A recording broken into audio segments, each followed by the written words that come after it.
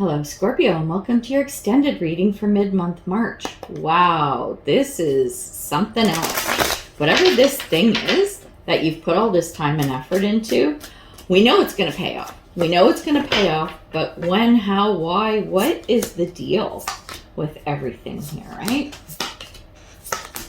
Get your cards, and then we are going to talk turkey. Here we go. Oh, nice. Okay. All right, not so bad. Interesting. Underlying energy is the Two of Wands. This is needing to make a choice or take a path of some sort. So that's an interesting underlying energy. And I suspect that's around needing to do something different with this Five of Pentacles energy as things didn't exactly pan out as you planned. So let's talk about this, okay? So we're going to talk about you first. The card that describes you in this situation is the King of Swords, which is a fantastic energy to be in. So King of Swords, and whether you're a man or woman, doesn't matter. Don't get hung up on gender. But the King of Swords, very mature, very successful, very smart. This person, like really intelligent. He's a thinker. He's a planner. He's really good at that kind of stuff. And this is the energy that's going to get you through this Five of Pentacles energy. Like, perfect card to have for you. You're not going to give up. There's no way. Not with that King of Swords energy. And then when we look at the overall energy of the reading, we have the Three of Pentacles. Got a lot of pentacles here throughout both parts of the reading. So Three of Pentacles, this is doing the work. Okay, so you're working away, you're honing your craft, and you're getting recognition. Quite often, it's also a card of collaboration. So you might be working with other people or pulling people into whatever this is.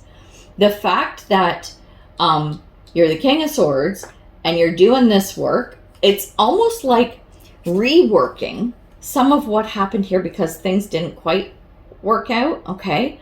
But as you rework this situation, it's even better. This works out even better than how you thought you wanted things to pan out. And we're going to touch on that throughout the reading because I'm looking at the cards and it speaks to this quite a bit. Here's how you see the situation. Five of Cups. We got another five. And it's interesting that this came up because the Five of Cups speaks of, well, we split the five into 3 and 2. So you have 3 cups that have spilled over. That's the traditional meaning of the card when you look at the traditional Rider-Waite. So I'm just going to talk to that because it really like drives home the message. So it's like you've got 3 cups that have spilt over and you're looking at them and you're all upset because this didn't work and your cup spilled over. However, there are 2 cups behind you that are full. There's still something there. You're just not looking at it. You're focused on the wrong thing. You're focused on what you lost, not what you still have. Totally speaks to this situation, right? So if you shift your focus from what you've lost to what you still have, that's how you're successful. All right. Now, we look at the underlying energy, the root cause of all of this stuff going on, okay? We have the Ace of Pentacles. This is a new offer, beginning, opportunity, usually around money, finances, career. Sometimes it's relationships, and it could be because of the past card, but we'll look at that in a minute. Regardless, this whole thing, all of this situation is around this new thing that had come to you, okay? Or a new thing that has been presented to you. There's something new. It's an opportunity of some sort, right? Is driving all of this. And I think it's an opportunity that you're working with, but like I said, it's not panning out exactly the way you anticipated, but it's still going to be fruitful, okay? So it's about this opportunity, right, that you've bought into that's driving this whole thing. Interesting thing is when we look at the card of the past, we have the Knight of Cups. And this is, this guy's Lance Romance, right? And man or woman, it doesn't matter. But I'm looking at the energy of the Knight of Cups. Dreamy, right? It's dreaming and thinking about what you want, but right from your heart space, right? You're out of your head and you're into your heart. And I think that could be sort of what trips you up a little bit in this situation. You're thinking back to when it's like, oh, you know what? I'd really like X. or I'd really like this to happen, or I'd really like to have this in my life, right? And when it comes, when the offer is presented, you look at it from that, oh my gosh, I'm so excited kind of perspective, but you forget to bring the logic into it. The logic, the planning, and all of that kind of stuff, right? When you do, that's when you go from the Knight of Cups to the King of Swords. You're doing a 180 here. This is big. However, what I will say in this situation is don't lose sight of why you started all this. Don't lose sight of your why. Remember why you want all this and why you started all this and why you wanted to pursue it. I think that's really important. Then when we look at the card of the future, where we're headed with this energy, we have the Knight of Swords. So we have another knight. Things are going to move forward, but with more of a plan. It's interesting. Past and future, we have our knights. So you had the dream, the dreamy state, and now you know how to put it into action, right? So this is the future. This is what's coming up, which I think is fantastic. Then when we take a look at your thoughts and feelings around the situation, we have the Tower. You're like, whoa, this is not what I anticipated. And it's like total upheaval. Like not losing those 2 cups, but completely restructuring everything around it. You completely have to overhaul. But it's okay because you know that you have the resources and the smarts and the support and everything you need to do it.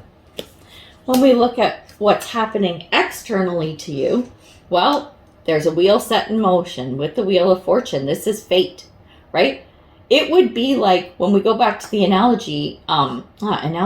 description of the 7 of Pentacles, which is, the tree bearing fruit. This would be like you telling the tree, don't grow anymore. You need to pause right now because I'm not ready to pick the fruit yet. So can you just hold off, please? It's like the tree's going to bear fruit when it's ready and you have no control over it. So I kind of wonder, especially because this could be a collaborative thing, maybe there are parts of this situation that are out of your control, that are going to happen anyway. And maybe that's the Tower energy, right, that you're feeling. And that 5 of Coins, that 5 of Pentacles going, oh my God, this is not what I had planned. This is not how I saw things panning out. And you're just going to have to go with the flow because this is going to happen anyway, right? And when we look at your hopes and fears, we have the High Priestess. This is a good card to have here. This is a hope. This is you going, I hope everything works out, first of all.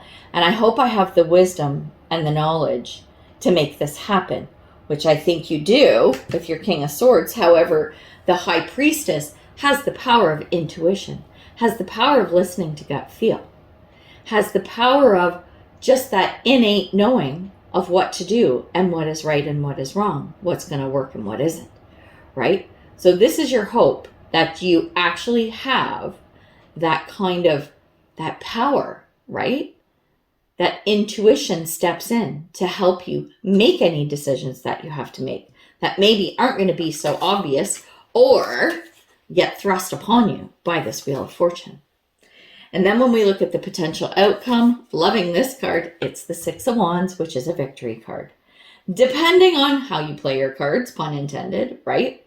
Depending on how you play your cards, this is going to work out no matter what. Remember, the advice card you got before was your hard work is paying off. You just can't give up. You're going to have to be flexible. You might have to pull in people, new resources. You might have to revamp, but you can do it. And this can work. Bottom line. So there we go, Scorpio. Holy cow, what a reading, right? So we're going to leave it there. I hope everything works out for you and everything goes really well and that you are victorious. We're going to leave it there. So until I see you again, I'm wishing you much love and light, health and wellness, peace and prosperity. Take care, Scorpio. Bye.